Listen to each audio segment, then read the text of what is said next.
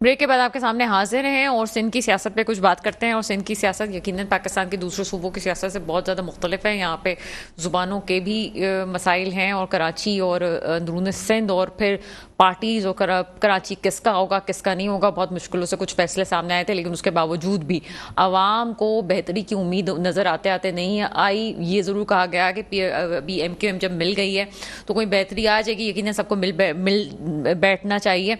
लेकिन उसके बावजूद भी कोई चीज़ें बेहतर होती हुई नज़र नहीं आ रही। MQM का मसला एक तरफ, लेकिन पीपल्स पार्टी और जमात इस्लामी के मसाइल ख़त्म नहीं हो रहे। सर आपकी तरफ आएंगे। शदीद तनकीद इस वक्त जमात इस्लामी आपकी गवर्नमेंट पे कर रही है और करती आ रही है। वक्फे वक्फे से बयानात भी सामने आ रहे हैं। इस वक्त जो एक सख्त बयाना सामने आया वो ये आया कि सिंध को गिरवी रख दिया गया है। क्या कहते हैं ये दूसरी जमातें जब सिंध पे इतनी तनकीद कर रही हैं, कभी धांधली के इल्ज़ाम होते हैं, कभी सिंध को गिरवी रखवाने की बात करते हैं, क्या कहते हैं? देखें जी, बात यह है कि इल्ज़ामात ठीक है, ये जमात इस्लामी का बड़ा पुराना वतीरा है कि वो सियासत ही इल्ज़ामात और धरनों की करते हैं, क्योंकि अवाम में उनकी इतनी पॉपुलैरिटी नहीं है। और उन्होंने, मैं समझता हूँ पूरे सिंध में उनके एक MPA है, अब्दुल रशीद साहब हैं, उनके एक MPA हैं। और उनके जो सियासत का महवर है वो एहतजाज और मुजाहरे ही हैं और कुछ भी नहीं है। और सिंध को गिरवी रखना या वो कुछ भी मतलब अपना मौक़िफ़ पेश कर सकते हैं, ऐसी बात हरगिज़ नहीं है। और हम तो इलेक्शन कमीशन से बार बार कह चुके हैं कि जी जो लोकल गवर्नमेंट का निज़ाम है इसको जितना तेज़ी से जल्दी से इसको मुकम्मल किया जाए और जो इलेक्शन हैं बाकी वो भी कराए जाएं, ताकि ये जो मेयर कराची का मसला है ये हल हो। और चेयरमैन बिलावल भुट्टो जरदारी साहब ने भी बार बार इलेक्शन कमीशन को ख़त भी लिखा है कि जी आप इस मसले को फौरी तौर पर हल करें। तो इल्ज़ामात से कुछ नहीं होता। जमात इस्लामी को जो शहर में मैंडेट मिला है वो भी पता है कैसे मिला है, पीपल्स पार्टी को भी मिला है। कैसे मिला सर? बस वो जैसे भी हो गया, उन्होंने एक मुनज़्ज़म तरीके से बड़ी रैगिंग की है, ऐसी बात नहीं है। और बिल्कुल बहुत ज़बरदस्त बड़े मजबूत तरीके से उन्होंने उसकी रैगिंग की, अपने मुनज़्ज़म तरीके से, मुनज़्ज़म तरीके से रैगिंग की है। उनकी ख़वातीन पोलिंग एजेंट ने ये किरदार बड़ा अहम अदा किया है। जमात इस्लामी की पोलिंग एजेंट ने बड़ा किरदार अदा किया है यहाँ पे धांधली करने में, ये कह रहे हैं। बिल्कुल जमात इस्लामी के ख़वातीन ने बड़ा ज़बरदस्त किरदार अदा किया धांधली में। और उन्होंने बाकायदा, क्योंकि बापर्दा खातून होती हैं और वो बड़ी इस पर तवज्जो देती हैं, वो एक जब आती हैं तो अपने बुरखे के अंदर 10-10, 15-15 वोट होते थे, वो एक वोट आके 10-10 वोट डालती थी। बड़ी टेक्निकल तरीके से उन्होंने शहर में काम किया है और ऐसी बात नहीं है। तो मगर खैर ठीक है, उन्होंने जो भी किया उनका तरीका है और मैं ये समझता हूँ इस मसले का हल होना चाहिए। पाकिस्तान पीपल्स पार्टी संजीदा है और बिल्कुल। राना गुलजार साहब, मेरे तो लफ्ज़ ही ख़त्म हो गए। आपने ऐसी ऑथेंटिसिटी से बात कर लिया, आप तो पक्के यकीन से आपने कहा कि जो बुरखे में ख़वातीन होती हैं वो 10-10 वोट जो है। राना गुलजार साहब ये बात कह रहे हैं जमात इस्लामी के बारे में को लेके आती थी, बड़े मुनज़्ज़म तरीके से उन्होंने धांधली की है, वोट उनको इस तरह से मिले। बहरहाल कोई मैं इस मामले पर यकीनन जमात इस्लामी का भी मौक़िफ़ जानूंगी कि किसने धांधली की है किसने नहीं की है, अपना मौक़िफ़ बता देते हैं। बहरहाल मुनज़्ज़म बहुत सारी जमातें हैं। चलें इस मामले को अभी ख़त्म करते हैं, आगे चलते हैं। मेरे साथ दूसरे गेस्ट मौजूद हैं, कैप्टन रिजवान साहब PTI से। सर प्रोग्राम में आपको वेलकम करते हैं। जी वालेकुम सलाम, बहुत शुक्रिया आपका। सर मौजूदा सूरत हाल में क्या समझते हैं? कल वोट ऑफ कॉन्फिडेंस की बात की जा रही है, सुप्रीम कोर्ट का भी कोई फैसला आने वाला है, क्या प्रेडिक्शन आप समझते हैं, तज्जिया क्या है आपका? देखिए, वोट ऑफ कॉन्फिडेंस जो है वो पार्लियामेंट का बिल्कुल इख्तियार होता है, लेकिन जब जिस पार्लियामेंट का इख्तियार ही खत्म हो जाए और जो पार्लियामेंट आइन की बालादस्ती को से ही इनकारी हो जाए और आइन और कानून से ही अपने आप को मुबर्रा करार देकर अपने आप को अनटचेबल समझना शुरू कर दे और मुल्क में एक गैर कानूनी और लाकानूनियत की फिजा जो है वो उसको जन्म दे दे, तो वो वोट ऑफ कॉन्फिडेंस लेती रहे या कोई करारदाद पास करती रहे, उसके जो अज़ाइम हैं वो बिल्कुल वाज़े हो चुके हैं।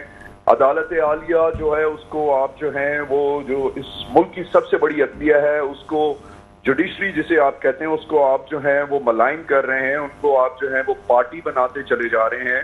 तो मैं नहीं समझता हूँ कि कुछ ऐसे लोग जो इस वक्त बरसर इक़्तिदार हैं वो अपने कुछ अज़ाइम में कामयाब हो सकेंगे। इस मुल्क का वाहिद हल इस वक्त ये था कि इस मुल्क के अंदर जो है वो इलेक्शंस करवाए जाते हैं, लेकिन कुछ लोग अगर इलेक्शन से भाग रहे हैं, सियासी लोगों को क्रश करने की कोशिश कर रहे हैं, उनके ऊपर नाजायज केसेस सारों सूबों में बनाए जा रहे हैं, तो ये अब आप एतमाद का वोट किस मुंह से लेंगे इस पार्लियामेंट से, जिस पार्लियामेंट में पाकिस्तान की सबसे बड़ी जमात जिसका वजीर आजम भी मौजूद था और उसकी जो है वो एक बहुत बड़ी तादाद जो है वो इस वक्त पार्लियामेंट से बाहर बैठी हुई है, और एक गैर फितरी अपोजिशन जो है वो राजा रियाज की शक्ल के अंदर नाफिजुल अमल की गई थी, उसकी कोई हैसियत अब बाकी नहीं रहती है।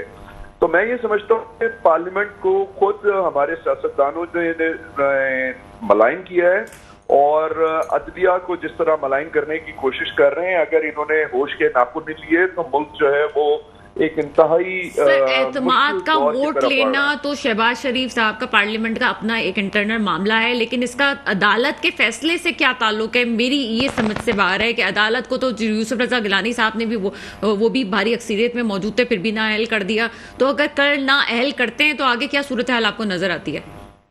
देखिए, इस वक्त मेरे ख्याल सियासी जमातों को वो टिट फॉर टैट और टसल के बजाय मेरे ख्याल दानिशमंदी का सबूत देना चाहिए था। जो भी वफाकी काबीना इस वक्त वो जिस तरीके से भी वो मुसल्लत की गई थी वफाकी काबीना, वो इस वक्त दानिशमंदी और दूर अंदेशी का मुजाहरा करते और जमहूरियत के अलमबरदार जो सिंध और पंजाब के अंदर जमहूरियत की कुर्बानियां गिनवाते रहते हैं, वो जमहूरियत को हकीकी मानों में बचाने की खातिर जब सूबाई हुकूमतें तोड़ दी गई थी, जब एक बड़ी पार्टी ने रिजाइन कर दिया था और वो उनके कुछ ओपिनियन थे कि चलिए आप हमें सेलेक्टेड कहते हैं तो अब आप इम्पोर्टेड, आप भी इम्पोर्टेड बन गए हैं, तो चलिए आइए आवाम के पास चलते हैं, तो इसको मलाइन करते चले जा रहे हैं। और ये देखिए, ये मुकर्रना की जो जंग है, मुकर्ररा और मुकर्रना की, इसके बड़े अच्छे नताइज नजर नहीं आ रहे हैं। अच्छा सर, आप लोग क्या जा रहे हैं, केपी के इलेक्शंस के मामले में खामोश है, पंजाब के मामले में बात कर रहे हैं, क्यों है ऐसा सर?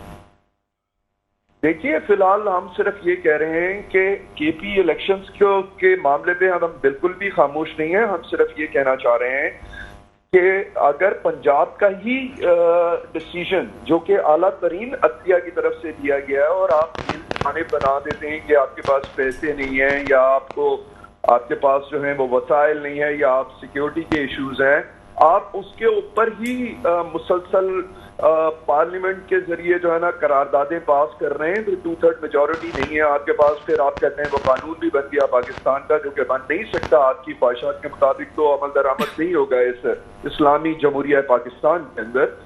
तो केपी की बात तो उस वक्त करें ना जब आप ये मौजूदा हुकूमत अपने इस अज़म का इयादा करे कि हम वाकई इलेक्शन की तरफ जाना चाहते हैं। आप तो कहते हैं कि नहीं जी, सबको नाअहल भी कर दें, इलेक्शन भी हमारी मर्जी और मंशा के खिलाफ होंगे, तो सुप्रीम कोर्ट ने भी तो सही फैसला किया ना कि आप जो है पहले जिन सूबों में हुकूमतें तोड़ी हैं उसमें इलेक्शन करवाएं, तो आप पहले एक फैसले के ऊपर तो अमल दरामद करने के ऊपर आए ना। आप तो कह रहे हैं नहीं, आला अदलिया ही खराब है, आला अदलिया ही कोई नहीं मानते हैं, हम सुपीरियर हैं, हम अनटचेबल्स हैं, हमें तो कोई छू भी नहीं सकता, नैब भी गलत है, सारी दुनिया गलत है। बस अदलिया ने भी लचक का मुजाहरा करते हुए कहा था कि अफवाम तफहीम से मामले को हल कर लिया जाए, डेडलाइन खत्म हो गई, अफवाम तफहीम की बात ही नहीं आई, मुज़ाकरात हुए ही नहीं है। किसकी तरफ से लक हुआ ये? आज तो हमें जो नजर आया पार्लियामेंट में वो कोई ऐसा तो नहीं था, लचक कोई भी नहीं दिखा रहा, वो तो सब ये कह रहे हैं जी इलेक्शंस तो होते हुए नजर ही नहीं आ रहे। देखिए, मेरा ख्याल है कि अगर आप कुछ अर्से पहले जाएं तो साबिक कौमी असम्बली पाकिस्तान तहरीक इंसाफ के साबिक कौमी असम्बली के स्पीकर असद कैसर साहब ने बरमला इस बात का इजहार किया। साबिक वजीर खारजा शाह महमूद कुरैशी ने इस चीज का बरमला इजहार किया कि जी हाँ, फवाद चौधरी साहब ने उस चीज का इजहार किया, हमारे जो लाइस थे शेख रशीद साहब उसका इजहार कर चुके हैं। तो अब तो ये बात तो हमेशा से कन्वे की जाती है, कुछ पर्दा सीनी के सामने भी और कुछ पर्दा सीनी के पीछे भी लोगों को कन्वे किया जाता है, लेकिन अब एक मौजूदा हुकूमत उस चीज को हटधर्मी के तौर पे लेना शुरू कर दे कि नहीं, ये होगा ही नहीं, हम अदलिया को मानेंगे ही नहीं। यही अदलिया थी ना जनाब जिन्होंने सबके खिलाफ फैसले दिए खान साहब के खिलाफ भी फैसले दिए। अब ये मीठा मीठा हप हप और कड़वा कड़वा थू थू अगर आप करते रहेंगे तो मुल्क जो है ना वो अजीब सी गुमगू कैफियत में चला गया है। एक आम आदमी परेशान है, उसको उसके वसाइलों ने उसकी कमर तोड़कर रख दी है। यहाँ लोग तखयलाती फैसले करते चले जा रहे हैं। पार्लियामेंट बेशक सुप्रीम है, इसको किसने डिनाई किया है? भाई कानून साज इदारा है, लेकिन कानून साज इदारा उस वक्त वो होता है जब वो 2/3 मेजोरिटी का हामिल हो। या करारदादे पास करने से जो है वो आप आला अदलिया के फैसलों को चैलेंज नहीं कर सकते हैं। आला अदलिया के जो फैसले हैं वो उन्होंने साबित किया है मुल्क को हमेशा कि वो इस वक्त बड़ी अच्छी बात अदलिया ने की कि हम तो फैसला देने जा रहे हैं, लेकिन अगर आप लोग आपस में मसाइल हल कर सकते हैं तो भाई खुदा के वास्ते अपना फैसला कर लीजिए, वरना हम फिर फैसला सुना। कैप्टन साहब एक सवाल अपनी नॉलेज के लिए मैं पूछना चाहूंगी। कभी फौजी क़यादत को जो है वो निशाना बनाया जाता है, एक कैफियत क्रिएट कर दी जाती है कि जनाब वो बुरा था, ये बुरे थे। आज कुछ अर्सा गुजरा नहीं, आज जजेस के ऊपर बात की जा रही है, फलां जज अच्छा फलां अच्छा नहीं है, और जो है वो ऑडियो लीक भी सामने आती है। ये क्या हो रहा है? आपको नहीं लगता कि मुस्तकबिल के लिए बड़ी तशवीशनाक सूरत हाल है कि कभी जजेस कभी फौजी इदारों को बीच में लाया जा रहा है? देखिए बहुत खराब सूरत हाल है। खराब सूरत हाल इसलिए है कि हमारे इदारे कुर्बानियां भी देते हैं, हमारे इदारों की बड़ी कुर्बानियां हैं, सैलाब हो, फ्लड हो, जल्जला हो, और अपना मतलब इस वक्त आप देखें जो काउंटर टेररिज्म की सूरत हाल है वो हमने जीती है, दहशतगर्दी के खिलाफ जंग। अब कहने का मकसद ये आप मलाइन करते चले जा रहे हैं ना लोगों को, आप अदालत को नहीं छोड़ रहे। मतलब 2 अफराद या 2 पार्टियां जिनकी रेपुटेशन जो है या जिनके लीडरान की रेपुटेशन जो है गाए बगाए वो साबित होती रही है, मैं इसके ऊपर कोई खास कमेंट नहीं करना चाहूंगा इस वक्त, लेकिन कहने का मकसद ये है कि आप 2 हजरात जो है ना वो मतलब ये कह रहे हैं कि हम कहेंगे तो सब कुछ होगा। भाई आप अनटचेबल्स नहीं है, आप कानून से बालादस्त नहीं है। आपने पहला कानून जो कौमी असम्बली से पास करवाया वो नैब के कानून में तरमीम कर दी। आपने बोला नहीं जी 5 करोड़ से ऊपर का कोई भी केस जो है ना वो नैब डील ही नहीं कर सकती, तो आप वो सारे के सारे धुलते चले जा रहे हैं। आप केसेस देखे ना कैसे अपने खत्म करवाते फिर रहे हैं। जो मुल्क में चोर हैं, जो जिनके ऊपर मैं चोर का लफ्ज भी नहीं इस्तेमाल करता हूँ, जिनके ऊपर इल्जामात थे, जिनके ऊपर अदालती कार्रवाइयां चल रही थी या एंटी करप्शन उनके ऊपर केसेस कर रही थी, आप उनको जरूर करें। आपने जमहूरियत के अंदर जो है ना वो एक किस्म का ना जमहूरी मार्शल लॉ नाफिज कर दिया है। भाई आप कभी सिंध के सदर को पकड़ते हैं, उसको डंडे मार देते हैं, कभी केपी में मौजूद एक साहब की ख्वाहिशात के ऊपर डेरा इस्माइल खान से एक शख्स को उठाते हैं, उसे 4 सूबों के अंदर केस बना देते हैं, कभी हसन न्याजी को उठा लेते हैं, कभी बच्चों को उठा रहे हैं। ये वजारत दाखिला क्या कर रही है? सर मामले को थोड़ा आसान करते हैं। एक मासूम से सवाल आपसे पूछ रही हूँ, मुझे बताएं कि ये सूबाई असेंबलियां तोड़ने का फैसला इमरान खान साहब का अपना था? देखिए बहैसियत एक चेयरमैन मैं खान साहब जो है वो पार्टी को लीड करते हैं। हमारी सियासी पार्टी वाहिद सियासी पार्टी है जिसे कहते हैं ना फ्रीडम ऑफ स्पीच की राय, अपनी इज़हार राय का इख्तियार दिया गया है। मैं भी बोल सकता हूँ, आप भी बोल सकती हैं, और कोई एक ऑर्डिनरी वर्कर भी बोल सकता है। खान साहब ने फ्रीडम ऑफ स्पीच दी है, आप अपनी राय का इज़हार कीजिए। कुछ लोगों की राय थी कि ये मुनासिब नहीं होगा, कुछ लोगों की राय थी कि ये मुनासिब होगा। तो खान साहब ने जो फैसला किया है, वैसे तो पार्टी चेयरमैन वो इस मुल्क के वजीर आजम रहे हैं, वो बड़े समझदार आदमी हैं। अगर उन्होंने फैसला किया है तो हम सब उसको हमने फॉलो किया। फैसला इससे पहले तक हर सियासी जमात के अंदर इख्तिलाफ राय और इत्तफाक राय जरूर होता है, चाहे वो कोई भी सियासी जमात हो। तो मैं नहीं समझता हूँ कि खान साहब के इस फैसले के ऊपर जो है ना किसी को मजीद कोई कंफ्यूजन होनी चाहिए। नहीं सर, कंफ्यूजन ये नहीं, कंफ्यूजन वो है जिसको काफी दिनों से डिस्कस किया जा रहा है। मैंने कहा आप हमारे प्रोग्राम में तो आपसे भी डिस्कस कर लिया जाए। ये जो बाजवा साहब की बात की जा रही है, इमरान खान साहब ने उनके मशवरे पे किया, उन्होंने मशवरा दिया था ये सब कुछ करने का, मेरा मुद्दा वो है, आपका क्या मौक़िफ़ है इस पे? देखिए मैं समझता हूँ कि वो साबिक आर्मी चीफ थे और वो प्राइम मिनिस्टर या कोई साबिक आर्मी चीफ या कुछ खास इदारों के जो लोग होते हैं वो एक टीम की हैसियत से काम कर रहे होते हैं, चाहे उसके अंदर इंटेलिजेंस ब्यूरो हो या कोई फाइनेंस हो या डिफेंस मिनिस्ट्री के लोग हों, they become a particular team. वो एक टीम की हैसियत से मुल्क को एक का काम दिफा देखना होता है, वो खारजा भी देखता है, एक इंफॉर्मेशन इकट्ठी करता है और फिर वो टेबल पे रखी जाती है, और क्योंकि वो अथॉरिटी वज़ीर आज़म के पास होती है तो वो जरूर उसके ऊपर अपनी राय भी देते हैं, उसके प्रोज एंड कॉन्स डिस्कस होते हैं और फिर कुछ फैसलों के ऊपर इत्तफाक राय किया जाता है। आपने कलभूषण का वाकया भी देखा और आपने अभिनंदन का वाकया भी देखा, तो ये साबित करता है कि वन डिसीजन मेकिंग के बाद ही कुछ फैसले किए जाते हैं। ये कोई एक सिर्फ वज़ीर आज़म का फैसला नहीं होता या सिर्फ एक आर्मी चीफ के फैसले नहीं होते। इख्तलाफात हर जगह होते हैं। मैं समझता हूँ कि साबिक आर्मी चीफ की हो सकता है कुछ मामलात के ऊपर राय मुख्तलिफ हो, और हो सकता है कि बहैसियत वज़ीर आज़म उनकी राय मुख्तलिफ हो, और ये इख्तलाफात वफाकी काबीना के इजलासों में भी होते हैं, और दिफाई सिक्योरिटी की जो काउंसिल्स हैं, हमारी जो नेशनल सिक्योरिटी काउंसिल है, उसके ऊपर भी इसके अंदर बरमला और बरजस्ता बहस की जाती है। ये कोई मम्मी डैडी का खेल नहीं होता। उसके अंदर आप बरमला लड़ते हैं कि नहीं जी ये सही होगा तो इससे मुल्क को ये फायदा होगा और ऐसा नहीं, होगा तो अच्छा सर चूंकि यहाँ पे स्टूडियो में मेरे साथ राना गुलजार साहब पीपल्स पार्टी से भी मौजूद है, मेरा सवाल अपनी जगह है। बाजवा साहब से हज़ार इख्तलाफात थे, मैं अभी सवाल राना गुलजार साहब की तरफ लेके जा रही हूँ। बाजवा साहब वही बाजवा साहब हैं जिनके बारे में कहा जाता है पूरी बसात उलटती उन्होंने, इमरान खान साहब की गवर्नमेंट के इल्ज़ामात भी लगे, बहुत सारी आपकी गवर्नमेंट को भी इम्पोर्टेंट गवर्नमेंट कहा गया। उसके बावजूद इमरान खान साहब ये कहते हैं कि मैंने उनके मशवरे पे, उनके कहने पे जो है असेंबलियाँ डिसॉल्व की हैं। क्या कहते हैं इस मामले पे? देखिए, बात यह है कि सबसे पहली बात तो ये है कि खान साहब, मोहतरम इमरान खान साहब जो हैं, जो कुछ भी कह रहे हैं, क्या वो एक सच्चे आदमी हैं? उन्होंने हमेशा कभी बाजवा की बड़ी तारीफ की, फिर उन्होंने जलसों में खड़े होकर उनकी तज़ील की। जिन जजों की तारीफ कर रहे हैं उन जजों को इन्होंने गालियां बकी, रिकॉर्ड पे मौजूद है, नाम ले लेकर उनको गालियां बकी। आज वो उन जजों की बड़ी तारीफ कर रहे हैं, फिर ये जब फैसला सुबह झूठ बोले, शाम को यू टर्न ले। बात ये है कि ये किस मुंह से कहते हैं कि वो अच्छे आदमी हैं?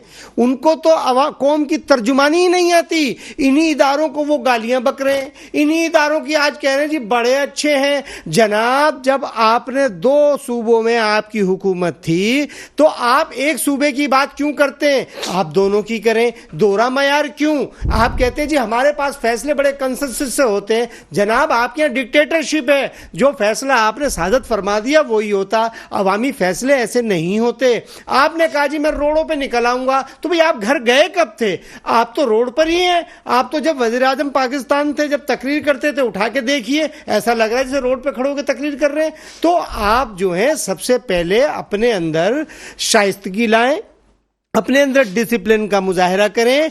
आप कहते हैं जी हमारे सिंध के सदर को बंद कर दिया गया। अरे जनाब, आपने तो देखिए कलभूषण यादव को जो रिहा किया, आपने पार्लियामेंट में लेकर आ गए, आपने अपोजिशन से एतमाद का वोट ही नहीं लिया, आपने आर्मी चीफ से पूछा ही नहीं, आपने खुद बाहर की ईमा पर आपने उसको खुद ही, इतनी जल्दी थी आपको कि आपने एक ही दिन में उसको भेज दिया। आपने तो उसको रखना और हिंदुस्तान से नेगोशिएशन करना मुनासिब नहीं समझी। आपने आसिया मलूना को आपने इतनी जल्दी मुल्क से भेजा कि खबर ही नहीं हुई। आपने क्या किया है? आपने तो देखिए तहरीक लब्बैक के लोगों को रातों रात किस कदर गोलियां चलाई। ये जमहूरियत में होता है, ऐसा होता है। आपने फरियाल तालपुर को जेल में डाल दिया। आपने उनको उनके खिलाफ केस सर, मैं समझ गई आपकी बात, आपका मौकफ आ गया। आप ये कहना चाह रहे हैं कि हमारा मौकफ ये है, पॉलिटिकल विक्टिमाइजेशन, हमारा मौकफ ये है कि महाजराई को छोड़ा जाए और पाकिस्तान के लिए सोचा जाए। और जब आप आज अदलिया आपको बहुत अच्छी लग रही है तो आप पूरे पाकिस्तान की बात करें, पंजाब की बात ना करें। जनाब, का वक्त कम है। मैं कैप्टन साहब से आखिरी बात पूछना चाहूंगी। कैप्टन साहब, आवाम को मसले का हल बता दें, महाजराई कर कौन रहा है? चीजें बेहतर क्यों नहीं हो पा रही हैं? देखिए, महाजराई वही कर रहे हैं जो इस वक्त इक़्तिदार में मौजूद हैं। पाकिस्तान तहरीक इंसाफ का मौक़िफ़ बिल्कुल वाज़ेह है कि इलेक्शंस होने चाहिए। इलेक्शंस है, आप ये पहली दफा हुआ है कि आप पार्लियामेंट जो है वो अपने मसाइल लेकर अदालत आलिया के अंदर पहुंची है। मतलब ये सियासत की और जमहूरियत की नाकामी ही कहा जाएगा ना कि आप हटगर्म हो जाएं। आपका काम है आप अवाम में आ जाएं, आप अवामी लीडर हैं। हम कानून साज लोग हैं, हमें कानून साजी करनी चाहिए। कानून के पास जाकर अपने मसाइल का अगर आप हल निकालेंगे तो यही होगा आपके साथ जो इस वक्त मुल्क के अंदर हो रहा है। गुमगू की कैफियत है। मेरे ख्याल इल्जाम तराशी से बाज आना चाहिए। मेरे प्यारे दोस्त फरमा रहे थे खान साहब के बारे में, मैं समझता हूँ कि सर आपकी राय हो सकती है, लेकिन इतनी बरमला राय का इजहार आप किसी पार्टी चेयरमैन के बारे में नहीं करें। कह मैं भी बहुत कुछ सकता हूँ, लेकिन मैं एहतराम करता हूँ आपके पार्टी चेयरमैन का और उनकी पॉलिसी का। आपका शुक्रिया। आप देख सकते हैं रिजवान साहब, अपने क्लिप निकाल के देखिए। आपका शुक्रिया, आपकी मोहब्बत का। आप जो है ना क्लिप निकाल के देखिए कि खान साहब क्या फरमा रहे थे। अच्छा सर, प्रोग्राम का मैं वक्त खत्म अपने होने वाला सवाल के जवाब के ऊपर फोकस रखना चाहता हूँ। इस मुल्क का वाहिद हल ये है कि अगर अभी भी हम लोग आपस में बैठ के, क्या वजीर आजम का काम नहीं है कि वो कहें हाँ हम मशावरती कौंसिल बनाते हैं? नहीं बनाना चाहते हैं जनाब, आपकी मर्जी है, मत बनाएं। अदालत का फैसला आएगा, आप नहीं कबूल करेंगे तो ये जमहूरियत है। मुझे हक है कि मैं सड़क के ऊपर आऊं या ना आऊं, या मेरा हक है कि मैं अदालत के पास जाऊं। चलिए सर, बहुत शुक्रिया। आप हमारे प्रोग्राम में थे कैप्टन रिजवान साहब, बहुत शुक्रिया आपका। राना गुलजार साहब, बहुत शुक्रिया आपका। और हमारे साथ जो मुबशिर मीर भी प्रोग्राम में थे, उनका भी बहुत शुक्रिया। सड़क पर आए या ना आए, फिलहाल तो मौसम की जो गर्मा गर्मी चल रही है, मुझे नहीं लगता कि तहरीक इंसाफ इस वक्त सड़क पर आएगी।